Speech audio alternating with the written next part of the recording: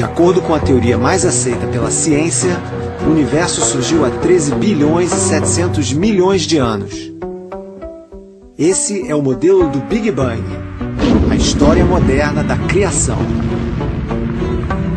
Foi depois dessa grande explosão que surgiu tudo o que existe no universo. Aos poucos, essa matéria começou a esfriar. 400 mil anos depois do Big Bang, a matéria já estava fria o suficiente para começar a se agrupar e formar os primeiros elementos. O hidrogênio, que pode ser encontrado na água, e o hélio, esse gás que é usado para encher balões. Formaram-se então gigantescas nuvens compostas principalmente de hidrogênio. Durante quase 1 bilhão de anos, isso foi tudo o que existiu no universo. Ondas de choque do Big Bang ainda ecoavam. A matéria girava como numa dança cósmica. Mas chegou um momento em que as nuvens de hidrogênio sucumbiram ao próprio peso e entraram em colapso. A matéria foi ficando cada vez mais quente e densa. E então algo incrível aconteceu. Nasceram as primeiras estrelas.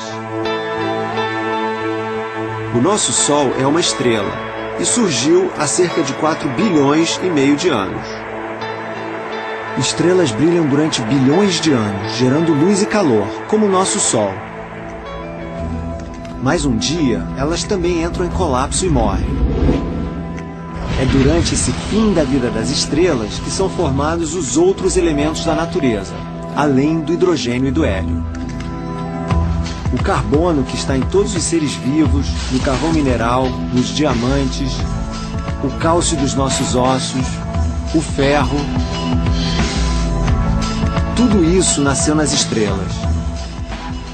Você já parou para pensar para onde vão as estrelas durante o dia? Elas não vão para lugar nenhum, elas estão aí, só que elas são ofuscadas pela luz do Sol.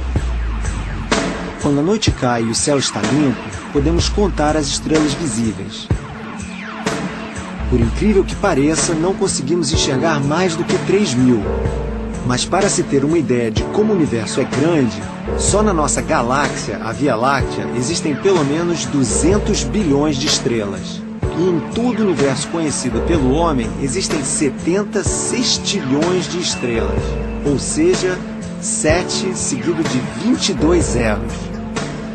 Se lembrarmos que todas as estrelas visíveis no céu não passam de 3.000, podemos ter uma ideia da imensidão do universo. O Sol é para nós a estrela mais importante do universo. Sem a luz e o calor do Sol, nós simplesmente não existiríamos. Estrelas como o Sol têm brilho próprio. Planetas como a Terra e corpos celestes como a Lua apenas refletem a sua luz. Mas de onde estrelas tiram sua energia? Como elas se mantêm acesas, brilhando intensamente, emitindo luz e calor? No interior de toda estrela existe uma imensa fornalha que funde o hidrogênio a uma temperatura que chega a 15 milhões de graus. É daí que as estrelas tiram o seu brilho. O mais próximo que o ser humano já chegou de produzir energia parecida foi com a detonação de uma arma de destruição em massa.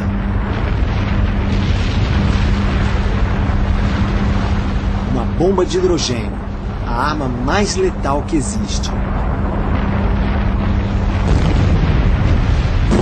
Até hoje, a bomba H, como também é chamada, só foi usada em testes.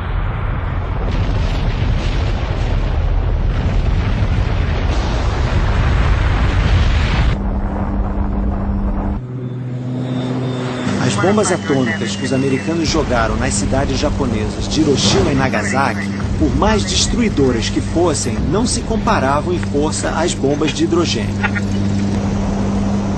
Pois é essa a gigantesca fonte de energia de estrelas como o Sol.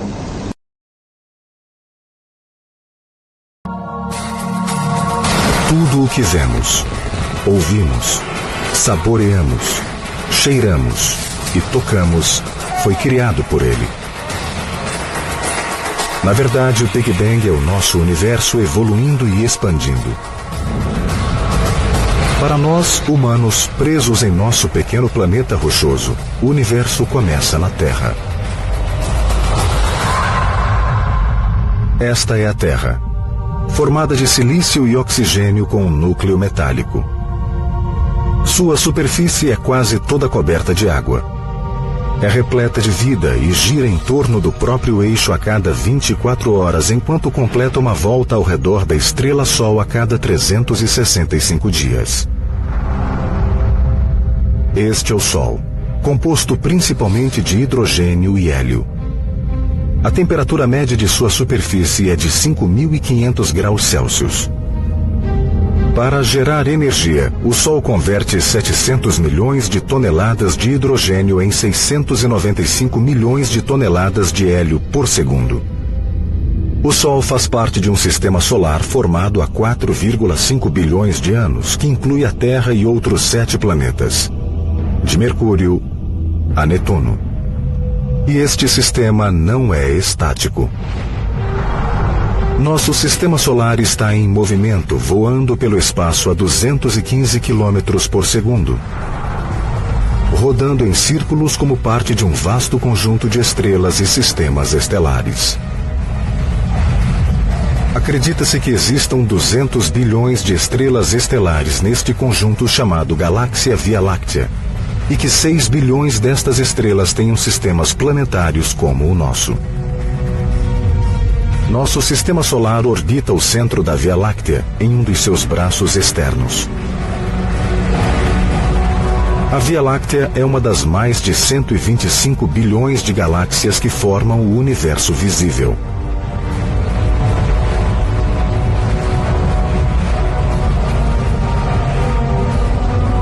Este é o universo. Ele é extremamente grande. E está crescendo. Está se expandindo. Se o universo está em expansão, isso significa que ele já foi muito menor. Se voltássemos no tempo, poderíamos vê-lo encolhendo.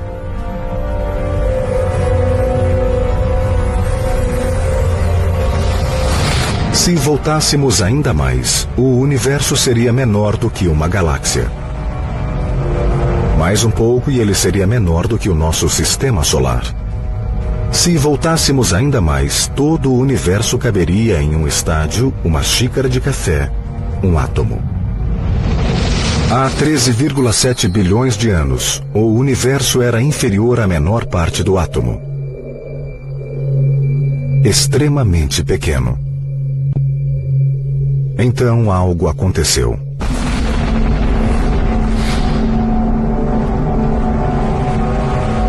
De repente houve uma grande explosão. Foi assim que tudo começou. O primeiro momento da existência. O que hoje chamamos de Big Bang. Big Bang. And that's what we know to be true, not because theorists have invented it, but because all the observations tell us. We can predict the abundance of light elements, and they agree over 10 orders of magnitude with what we see. So that fundamental picture that the universe is expanding and emerged out of a hot, dense universe of finite time in the past is the Big Bang picture. A teoria do Big Bang não foi criada do dia para a noite. Foram necessários anos, séculos de conhecimento acumulado. A humanidade tem pensado sobre isso há muito tempo. Antes de compreender, o homem já pensava sobre isso. Toda vez que ele olhava para as estrelas, pensava sobre isso. Como alcançamos todo este conhecimento? Como chegamos a esta conclusão? Este é o centro da nossa história. A história da evolução do nosso conceito de universo.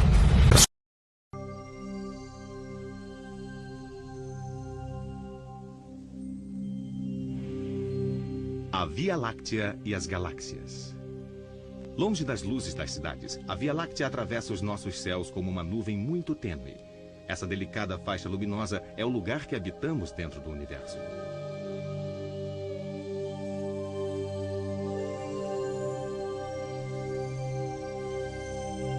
Quando observamos a Via Láctea, temos a visão lateral de um disco repleto de estrelas.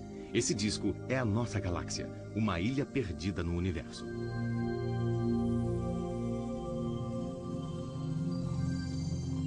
Vista do alto, a Via Láctea forma uma espiral que contém 150 bilhões de estrelas.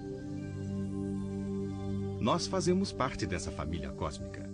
Nosso Sol é uma dessas estrelas. Ele se situa a 2/3 da distância que vai até o centro da galáxia.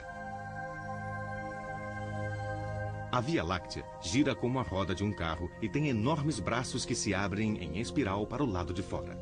No interior de um desses braços está o Sol, que leva 225 milhões de anos para dar uma volta completa em torno do centro da galáxia. Como acontece com uma cidade, é no centro da galáxia que existe um número maior de luzes. É um formidável borbulhar de energia, ainda que meio encoberto pelo gás e pela poeira cósmica.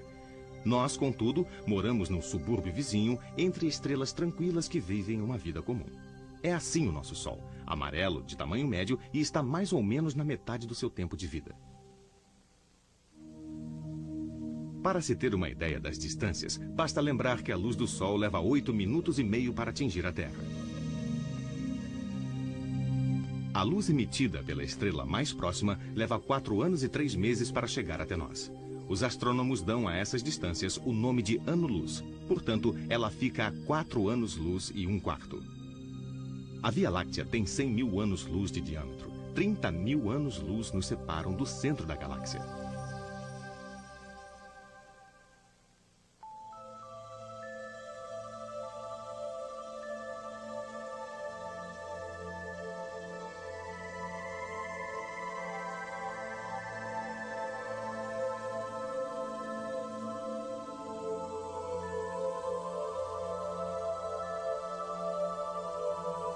Este grupo de estrelas jovens, as Pleiades, encontra-se a 380 anos-luz de nós. Mais próximas ainda estão as Íades, estrelas mais antigas e menos brilhantes que ficam a 150 anos-luz. Vista da Terra, esta enorme estrela alaranjada parece fazer parte das Íades, mas na verdade está 2 vezes mais próxima. É Aldebaran, 100 vezes mais luminosa do que o Sol.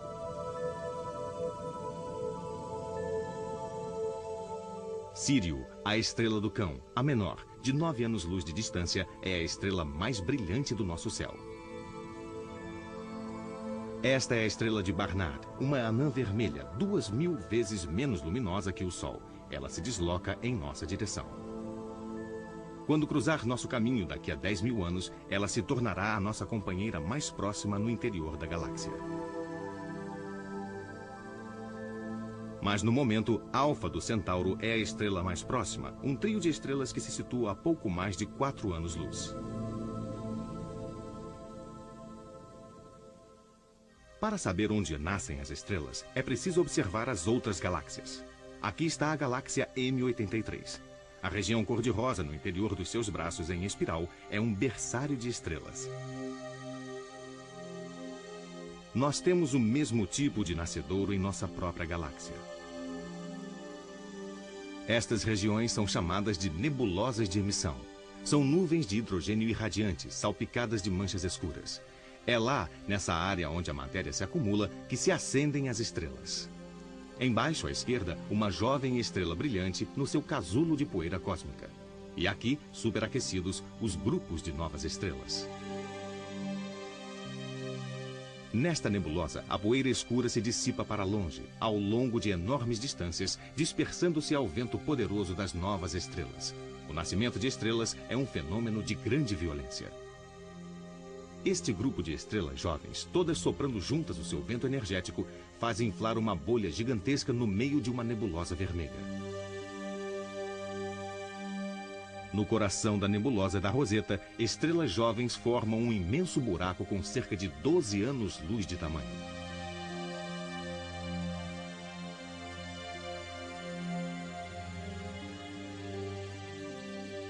Quanto mais maciça uma estrela, mais curta a sua vida. As estrelas médias, como o nosso Sol, vivem muito tempo. As maiores morrem jovens. Queimando com voracidade a sua própria energia, elas tornam-se grandes gigantes vermelhas, aumentando de tamanho centenas de vezes. Esta é Antares, envolta numa nuvem composta por sua própria matéria.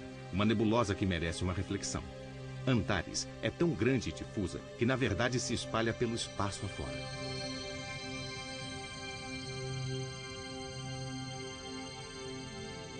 Uma estrela, como Antares, maior do que o Sol, dilata-se à medida que seu hidrogênio é consumido.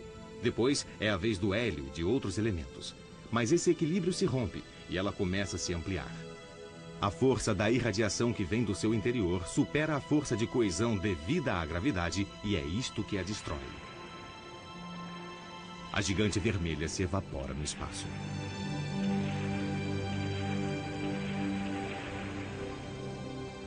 O seu núcleo fica exposto e se contrai, transformando-a numa anã branca. Aqui está uma delas, uma estrela anã dentro de um anel de fumaça estelar. Esta aqui tem asas. A força dos ventos energéticos lhe dá a forma de uma borboleta.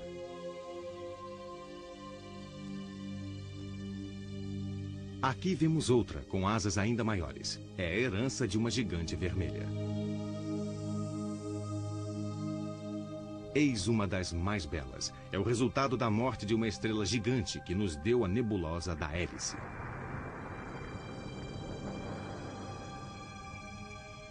A 300 anos-luz da Terra, a Hélice é a nebulosa planetária mais próxima. No seu centro está uma anã branca, que podemos avistar nesta imagem. A anã branca, abaixo do lado direito, tem uma vida agitada. Sua força gravitacional atrai a matéria de sua companheira, mas quando a camada de matéria atinge uma massa crítica, ela explode, tornando-se uma nova. As duas estrelas sobrevivem e o processo se repete. As estrelas maiores provocam explosões maiores. Esta supergigante vermelha tem 10 vezes a massa do nosso Sol. O Sol tem uma vida estimada em 10 bilhões de anos, enquanto esta não viverá mais de 20 milhões. Uma vida curta e violenta, e depois, nada mais. Eis a explosão de uma supernova. Aqui, na nebulosa do Caranguejo, uma supernova foi observada na China em 1054. Os seus resíduos formaram a nebulosa. Bem no interior da nebulosa do Caranguejo, um pulsar subsiste. Girando sobre si mesmo 30 vezes por segundo, ele é um resíduo superdenso, vestígio da estrela original. Em volta dele, um disco de matéria, e de matéria jorrando pelos polos. Observando a nebulosa do Caranguejo, o telescópio espacial Hubble nos revela muito mais. Imagens aceleradas nos mostram ondas de choque provenientes do pulsar. Partículas subtraídas do disco e que giram à velocidade da luz, dispersando-se no espaço sob o efeito de um campo magnético turbilhonante. Aqui, um dos jatos emitidos pelos polos atinge a matéria gasosa da nebulosa, que se dilata mais lentamente. Eis as elegantes espirais das rendas do cisne, vestígios de outra supernova. Para desaparecer de uma maneira tão gloriosa, uma estrela precisa ter pelo menos 8 vezes a massa do Sol. Só as superestrelas podem dar nascimento às supernovas. Com uma massa 100 vezes superior à do Sol e emitindo gigantescas baforadas gasosas, esta estrela, Eta Carina, apresenta todos os sintomas de uma pré-supernova. Ela talvez seja a próxima a explodir. Quando seu núcleo se contrair sobre si mesmo, ele deverá tornar-se mais do que um pulsar. Sua densidade será de tal ordem que ela se transformará num buraco negro. Em nossa galáxia, os astros nascem, vivem e morrem. E existem mais galáxias no universo do que estrelas em nossa Via Láctea.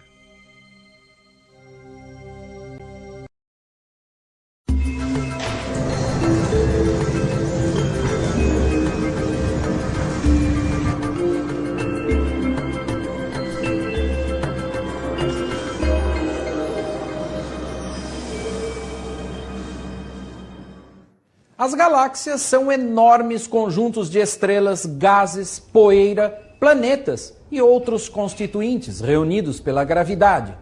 Elas são estruturas dinâmicas, em constante transformação. No século XVIII, Immanuel Kant, o famoso filósofo alemão, usava a expressão universus ilha para designar muitos objetos de aspecto nebuloso no céu. No início do século XX, o debate entre os cientistas era intenso, até que os telescópios evoluíram e as concepções também. Os astrônomos registraram imagens que nem toda a filosofia poderia idealizar.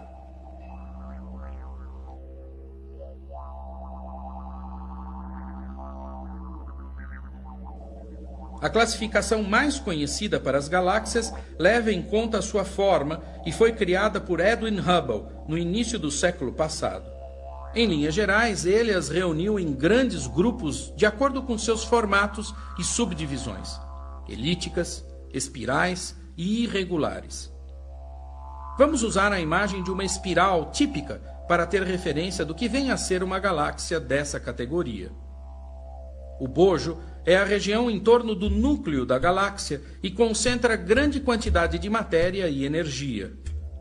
No plano médio da galáxia, nos braços da espiral e bojo, prevalecem as regiões de formação de estrelas e estrelas jovens.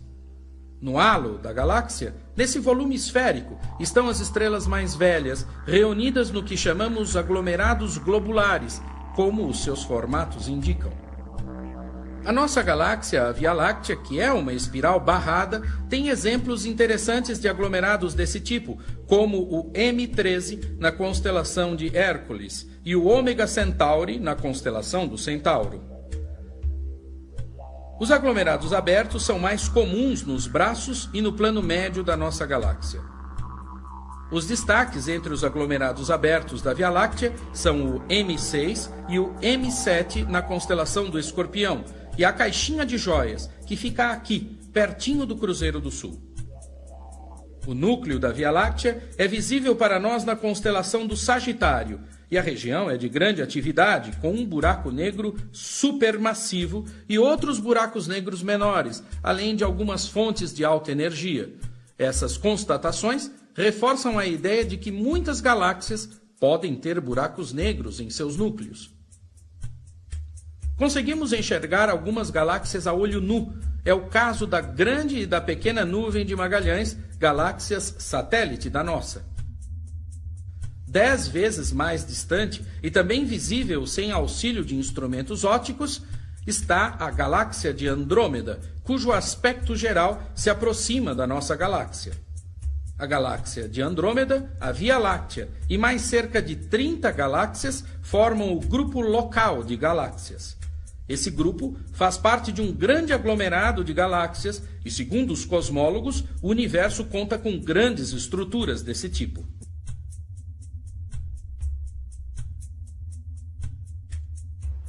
Galáxias com grande atividade em seus núcleos, galáxias mais brilhantes em frequências que não enxergamos e colisões espetaculares com resultados que desafiam as simulações em nossos computadores são alguns dos mais recentes desafios para a pesquisa. Suposições, perguntas e pesquisas são atitudes típicas de quem vive no nosso universo ilha, olhando na noite escura essas maravilhosas companheiras da Via Láctea. Até o próximo programa. Numa distribuição Sinapse Cosmos Via Láctea. Versão brasileira Audio News. Distante das luzes da cidade, uma suposta nuvem, a Via Láctea, atravessa os nossos céus. Esta delicada faixa de luz é o local onde habitamos no universo.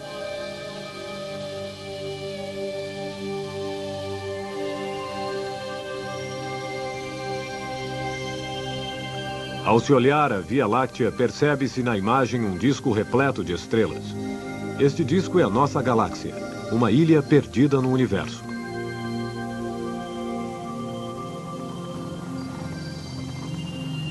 Vista de cima, a Via Láctea tem a forma de uma espiral, uma família de 150 bilhões de estrelas. Nós fazemos parte desta família. O nosso Sol é uma destas estrelas. Ele se localiza a 2/3 do caminho que nos separa do centro galáctico. A Via Láctea gira como a roda de uma carroça, grandes braços espirais em direção ao exterior. No interior de um destes braços, o Sol efetua uma órbita em torno do centro galáctico a cada 225 milhões de anos. Como em uma cidade, é no centro que a luz brilha mais. Encoberta por gases e poeiras, efervescência de energia. Mas nós estamos nos arredores. Estrelas tranquilas levam a vida como estrelas comuns. O Sol não constitui exceção. Ele é amarelo, de tamanho médio, e está na metade de sua vida. Para se fazer uma ideia das distâncias, a luz do Sol leva 8 minutos e meio para chegar até nós. A luz emitida pela estrela mais próxima leva 4 anos e 3 meses para chegar até nós. Os astrônomos chamam estas distâncias de anos-luz. 4,25 anos-luz. A Via Láctea tem 100 mil anos-luz de diâmetro. 30 mil anos-luz nos separam do centro da galáxia.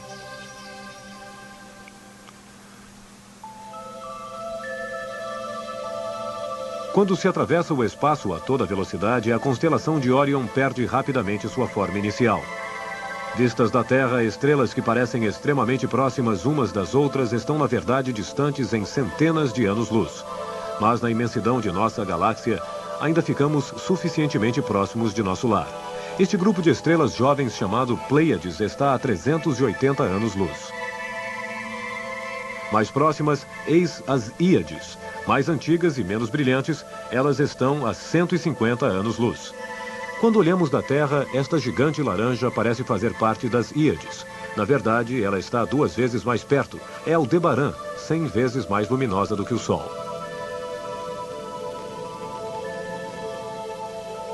Sirius, a estrela de Cão Maior, a menos de 9 anos-luz, é a estrela mais brilhante de nosso céu. A estrela de Barnard, uma anã vermelha, 2.000 vezes mais escura do que o Sol, se encaminha em nossa direção. Quando passar por aqui daqui a 10 mil anos, ela se tornará a nossa companheira galáctica mais próxima. Mas no momento, a Alfa do Centauro é a que está mais próxima, um trio de estrelas que se encontra apenas a 4,25 anos-luz.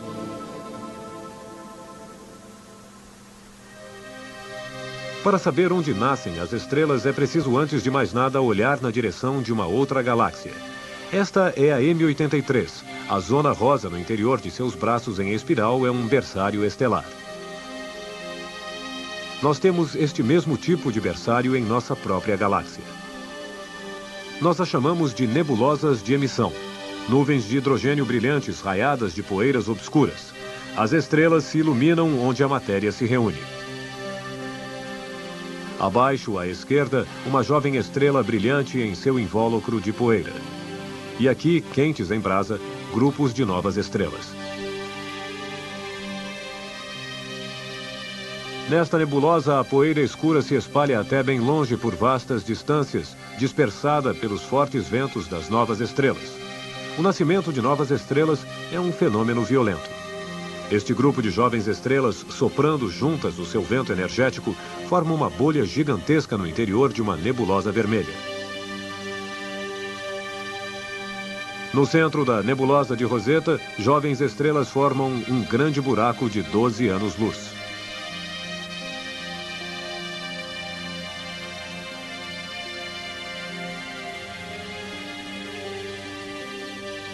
Quanto mais massa possuir a estrela, menor a duração de sua vida.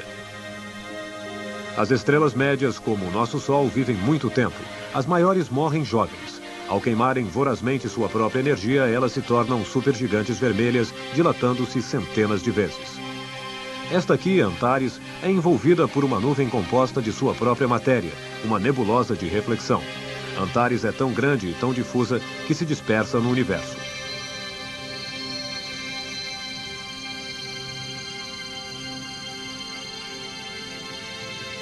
Uma estrela como Antares, maior do que o Sol, se dilata à medida que o hidrogênio se consome.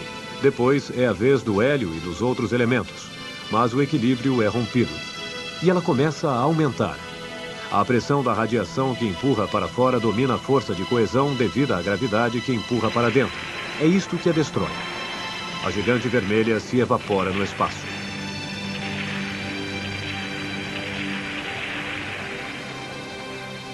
O núcleo é desnudado e se desmancha para se transformar em uma anã branca. Eis aqui uma na realidade. Uma anã em um anel de fumaça estelar.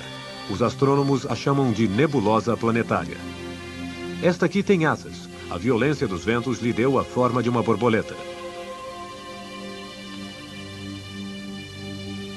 Aqui temos outra com asas maiores ainda. A herança de uma gigante vermelha. Eis uma das mais belas. Foi o resultado da morte de uma gigante que nos deu a nebulosa da Hélice.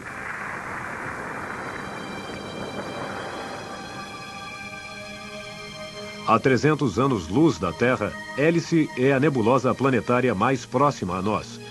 Com um centro, uma anã branca que pode ser vista nesta imagem real.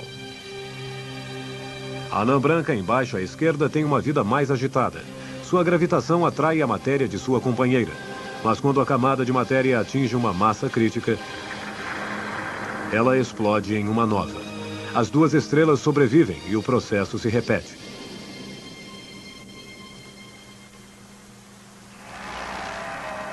As estrelas de maior massa provocam as maiores explosões. Esta supergigante vermelha tem 10 vezes a massa do Sol.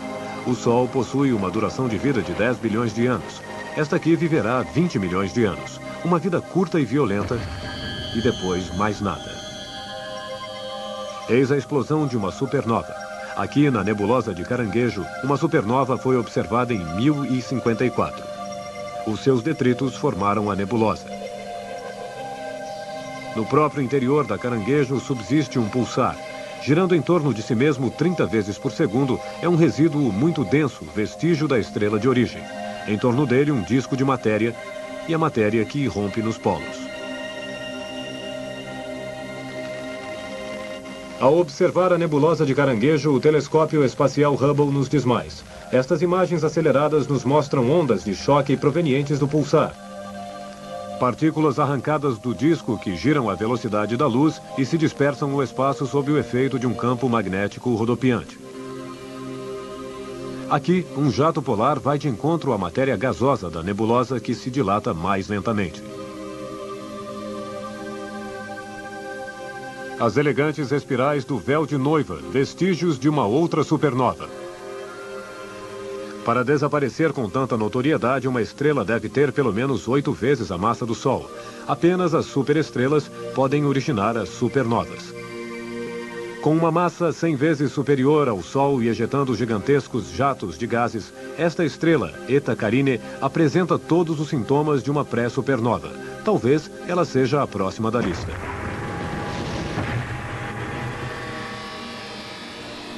Quando seu núcleo se desfizer, ela ultrapassará até mesmo a etapa de pulsar. Sua densidade será tal que ela formará um buraco negro. Nós nascemos, vivemos e morremos em nossa galáxia. E existem bem mais galáxias no universo do que estrelas em nosso sistema solar.